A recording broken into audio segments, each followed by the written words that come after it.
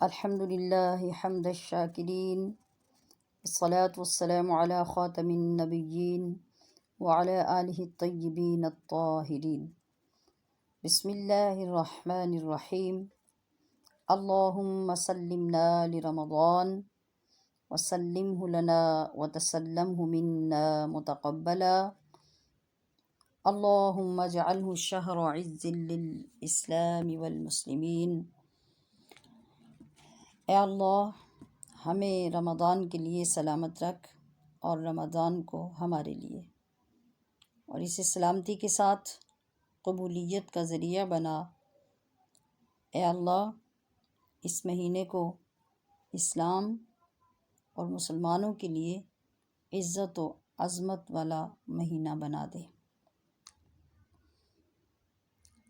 یہ ماہ مقدس، ماہ رحمت، ماہ بخشش، ماہ رحمان یعنی ماہ رمضان، جس کا ایک ایک لمحہ ایسا عظیم المرتبت ہے کہ ہم اس کے مقام و مرتبہ کو الفاظ اور محسوسات کے احاطہ میں لا ہی نہیں سکتے۔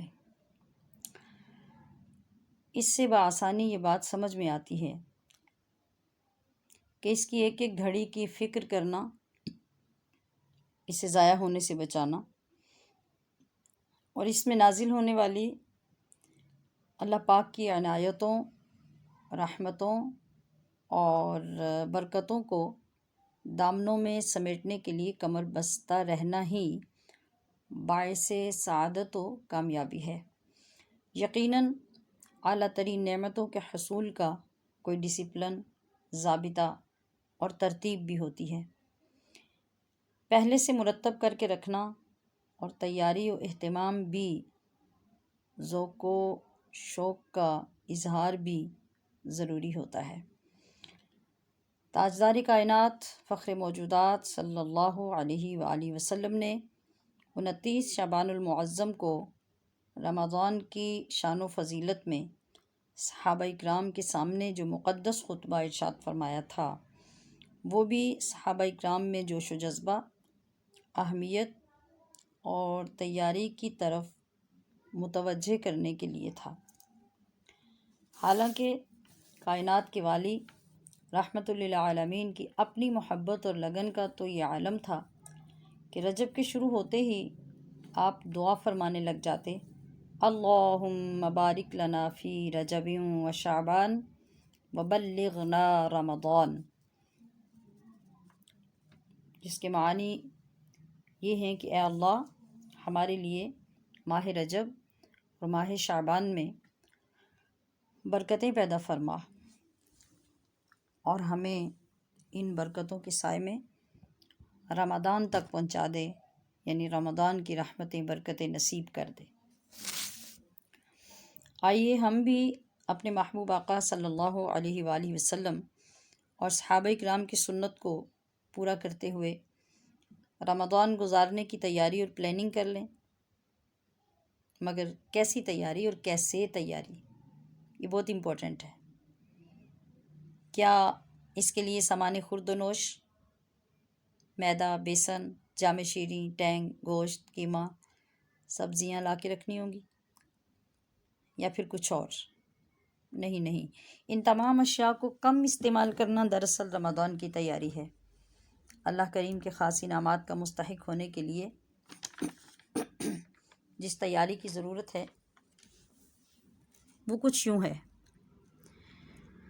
اپنے رہنے، سونے اور نماز کی جگہ کو چاند نکلنے سے قبل ذوق و شوق، محبت اور اہتمام سے صاف ستھرا کر لیں۔ نمبر 2، نمازوں اور جمعہ کے دن کے لیے اپنے اچھے اور اسپیشل کپڑے جو سنبھال کر رکھے ہوں، کسی ایونٹ، کسی فنکشن میں پہننے کے لیے، ان کو نکال کر رکھیں۔ اور نمبر 3، نماز اور تلاوت کی جگہ اگر گھر میں پہلے سے مختص ہو تو بہت اچھا، اگر نہ ہو تو رمضان سے پہلے کوئی کمرہ یا کوئی کونا مختص کر لیں، یعنی خاص کر لیں۔ وہاں سے باقی سامان اٹھا لیں اور اس کو رمضان کی عبادت کے لیے بنا لیں۔ نمبر 4، عبادت کی تمام اشیاء وہاں ترتیب سے رکھ لیں، مطلب خوشبو ہے، تسبیح ہے، جائے نماز ہے، پاک صاف کپڑے ہیں، اوڑھنے کے لیے چادر ہے، یا اس قرآن پاک ہے، پنجسورہ ہے، تاکہ سستی کا کوئی جواز نہ رہے۔ ہر روز اسی جگہ آہوزاری، سجدہ اور شب بیداری کریں تاکہ قیامت کے لیے آپ کا گواہ تیار ہو جائے۔ 5واں کام جو رمضان کی تیاری کے لیے امپورٹنٹ ہے وہ یہ کہ آپ فیصلہ کر لیں کہ رمضان کے مہینے میں آپ ہر دن حج و عمرہ کا ثواب چاہتے ہیں یا پھر ہفتے کے بعد۔ تو اس کے مطابق فجر سے لے کر اشراق تک جائے نماز پر اللہ کی تسبیح و تحمید کرتے رہیں اور سورج نکلنے کے 20 منٹ بعد 4 نفل ادا کر کے دعا کر کے اٹھ جائیں۔ اگر آپ ہر روز رمضان میں یہ کام کرتے رہے تو اللہ اپنے فضل سے ہر روز آپ کو حج و عمرہ کا ثواب عطا فرمائے گا، اور اگر آپ نے ہفتے میں ایک بار جمعہ کے دن ایسا کر لیا تو پھر ہر ہفتے ایک حج اور ایک عمرے کا ثواب آپ کو ملتا رہے گا۔ یہ فیصلہ آپ کریں گے۔ 6ٹھی تیاری یہ ہے کہ صرف اشراق کے اس وقت کی بجائے شب و روز میں 3 گھنٹے خاص کر لیں اللہ کے نام کے۔ 1 گھنٹہ افطاری کے وقت کا، کھانے پینے کے لیے نہیں، دعا و التجا کے لیے 1 گھنٹہ فجر کا، 1 گھنٹہ تہجد کا۔ اگر آپ نے 1 ماہ میں یہ 3 گھنٹے روزانہ اللہ کے نام کے نکال دیے تو مہینے کے بعد یہ کتنے گھنٹے بن جائیں گے؟ 90 گھنٹے۔ اور اللہ کے ہاں یہ خاص 90 گھنٹے جو اس کے نام کیے آپ نے، یہ سیو ہو جائیں گے، اور رمضان کے ان گھنٹوں کی میدان قیامت میں جو قیمت لگے گی، جو شان ہوگی، جو عظمت ہوگی، کیا معلوم کہ 1 گھنٹہ 70 گھنٹوں کے برابر یا پھر 700 گھنٹوں کے برابر اللہ کریم کر دے، اور پھر ان کی وجہ سے اللہ پاک اس اپنی بارگاہ میں اتنا نواز دے کہ ہم سوچ بھی نہ سکیں،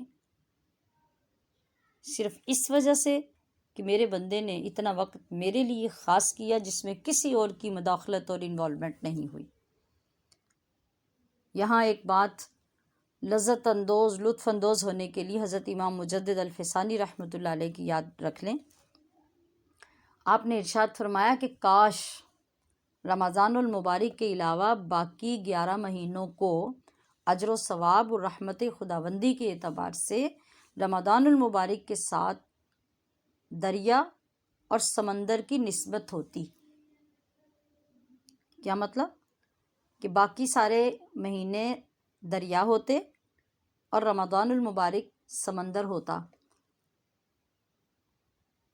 مگر رمضان المبارک کی عظمتیں، برکتیں، رفعتیں اس قدر زیادہ ہیں کہ دریا اور سمندر جتنی نسبت بھی باقی مہینوں کو رمضان کے ساتھ نہیں، بلکہ اس سے بھی کہیں بلندی پر اللہ نے اس کا مقام رکھا ہے۔ تو ہم سوچ سکتے ہیں کہ پھر اتنا وقت نکالا ہوا رمضان کا ہمارے لیے کتنی خیر و برکت جمع کر سکتا ہے اور اللہ کی کتنی خوشنودی نصیب ہو سکتی ہے۔ تیاری کے لیے 7واں کام یہ ہے کہ اس ماہ خیر میں ہم ان 3 گھنٹوں کی بجائے 4 کام اگر ترتیب دے لیں تو اور نور علی نور ہو سکتا ہے، اور ان 4 کاموں کی وجہ سے رب ذوالجلال آئندہ آنے والے پورے سال کا بہترین فائدہ اور بہترین فیض ہمیں نصیب فرمائے گا۔ 1 تہجد، 1 اشراق، 1 اوابین اور 1 قرآن کریم کی کثرت سے تلاوت۔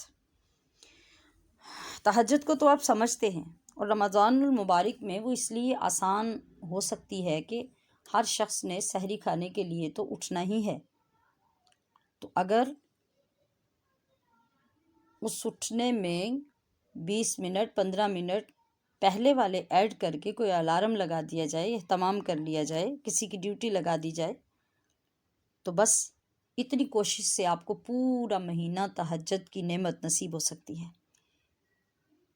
اور اشراق کا پہلے بھی میں نے عرض کیا نمبر 6 میں کہ فجر کی نماز پڑھیں اور پھر 20 منٹ سورج نکلنے کے بعد تک اللہ کی تسبیح و تحمید استغفار اور توبہ کریں، اس کے بعد 4 نفل پڑھیں اور دعا کر کے اٹھ جائیں، تو آپ نے اپنے نام ایک حج اور ایک عمرے کا ثواب کروا لیا۔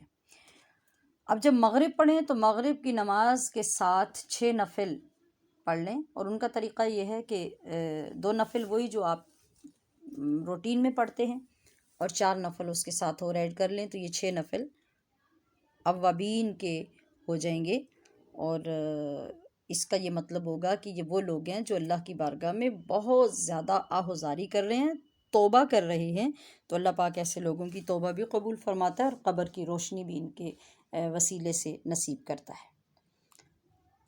اور کثرت تلاوت، یہ تو ایک دم سمجھ آ جانے والی بات ہے کہ ماہ رمضان کا تعارف قرآن کریم سے اور قرآن کریم کا تعارف رمضان المبارک سے ہے۔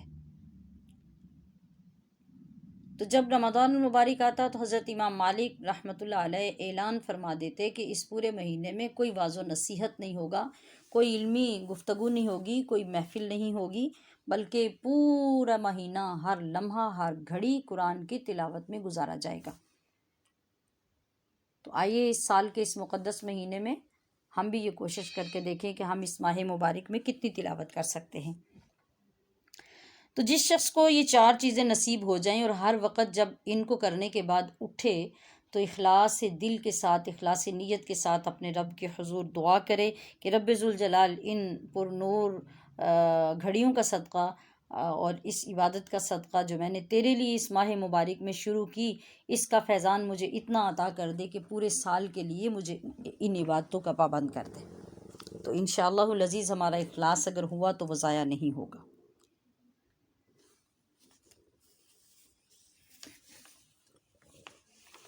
جی، اور 8ویں نمبر پر ہماری تیاری کے لیے جو ضروری چیز ہے وہ کیا ہے کہ ہمارے اندر جتنی برائیاں اور جتنے عیب ہوتے ہیں بہت سے ہم خود بھی جانتے ہیں۔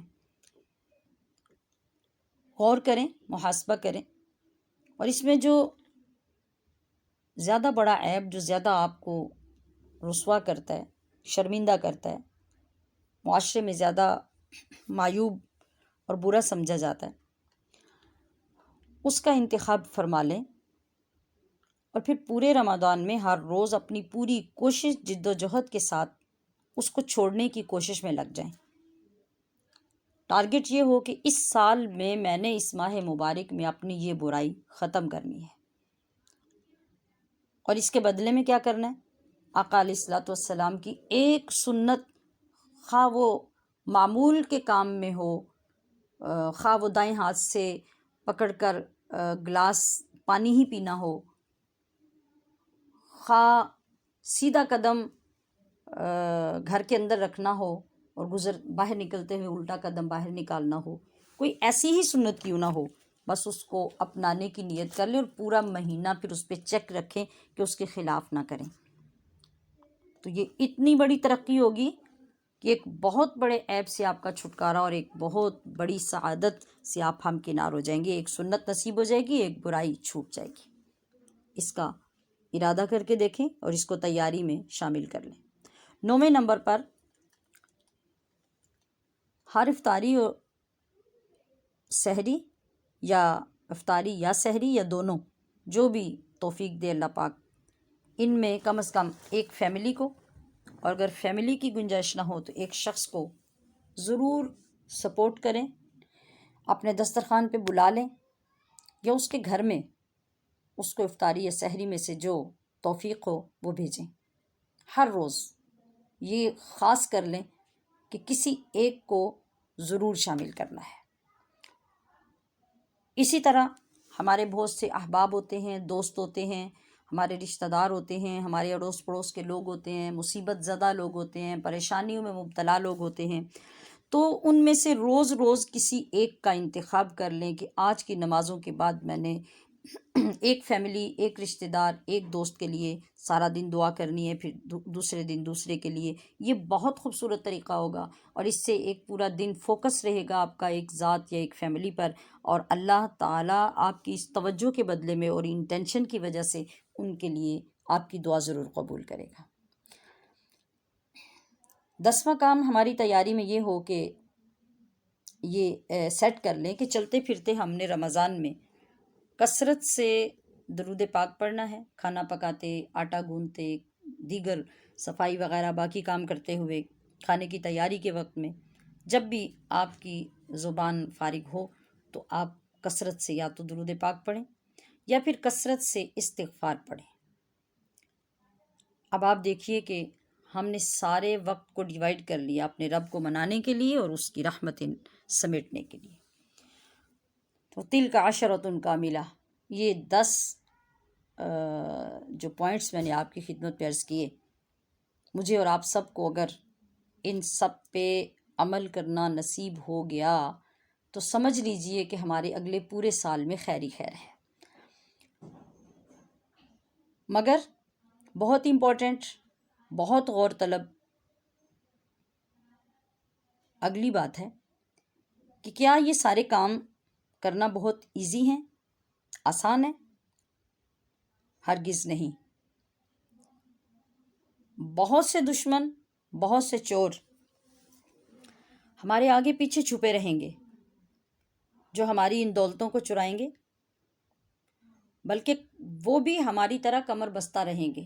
اگر ہم ان نعمتوں، رفعتوں، برکتوں کو حاصل کرنے کے لیے کمر بستہ ہو گئے اللہ کی توفیق سے، تو یہ بھی کمر بستہ رہیں گے ہماری ان دولتوں کو چرانے کے لیے، چوری کرنے کے لیے، اور ہمیں ان دولتوں سے محروم کرنے کے لیے، ہر حربہ استعمال کرنے کے لیے۔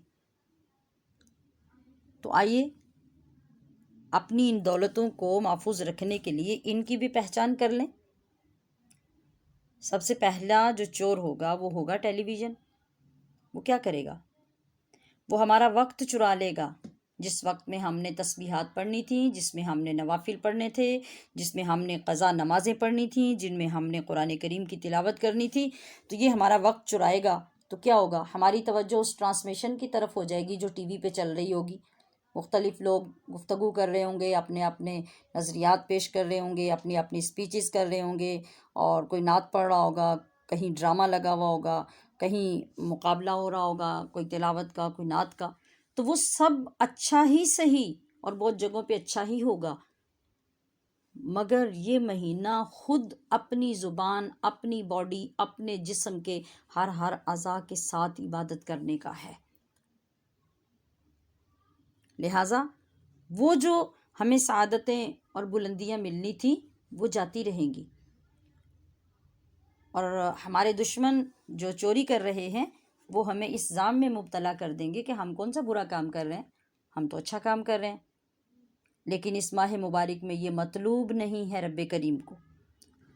دوسرے نمبر پر کون سا چور ہمارے ساتھ رہے گا؟ مارکیٹ، شاپنگ، یہ دو چیزیں کیا کریں گی؟ یہ ہمارا پیسہ اور ہمارا وقت، یہ دونوں برباد کریں گے۔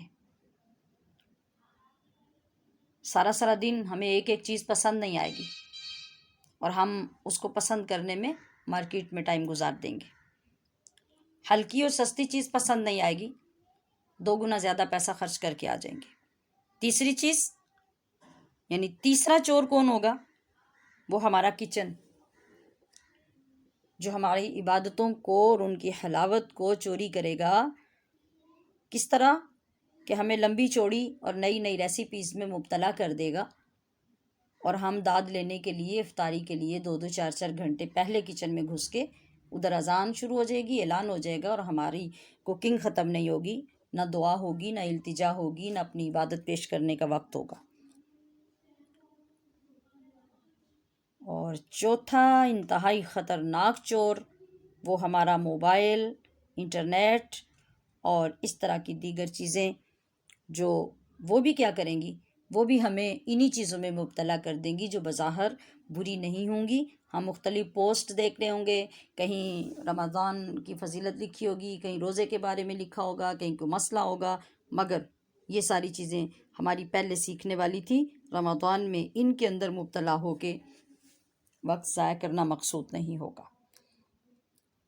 پانچواں چور ہماری نیند، ضرورت کے تحت جسم کو راحت پہنچانا، آرام حاصل کرنا، اتنا سو جانا تو یہ ٹھیک ہے، بلکہ اللہ کی رحمت اس وقت بھی ہمارے شامل حال ہوتی ہے، اور اللہ پاک روزہ دار کی نیند پر بھی اس کو ثواب دیتا ہے۔ مگر جس وقت ہم اعتدال کی حد سے آگے نکل جاتے ہیں اور باقی سارا دن سو کے گزارتے ہیں تو بظاہر تو دیکھنے سے نقصان نہیں لگتا، مگر وہ نیند ہماری نعمتیں چرا لیتی ہے، ان میں رکاوٹ بن جاتی ہے، بیریئر کھڑا ہو جاتا ہے آگے جو ہمیں حاصل کرنا تھیں۔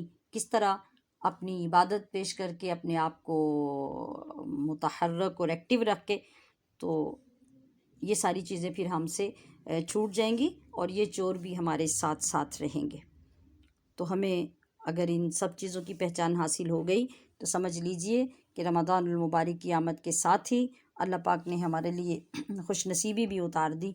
تو ہمیں اگر صحیح معنوں میں خوشی ہو سکتی ہے تو اس چیز کا تصور کر کے اور اس چیز کو صحیح معنوں میں حاصل کر کے کہ ہمیں اپنے محبوب علیہ الصلوۃ والسلام کی محبت زیادہ نصیب ہو، عمل کی توفیق نصیب ہو، اور تیاری کے یہ مرحلے پورے کرنے میں ہم کامیاب ہو جائیں، تو پھر خود کو بھی بتائیں، دنیا کو بھی بتائیں کہ مرحبا صلی علی، پھر آ گیا رمضان ہے، آ گیا رمضان ہے، ہاں آ گیا رمضان ہے، اس کی آمد کی خوشی میں بڑھ گیا ایمان ہے، مرحبا صلی علی، پھر آ گیا رمضان ہے، وما علیہ الا البلاغ۔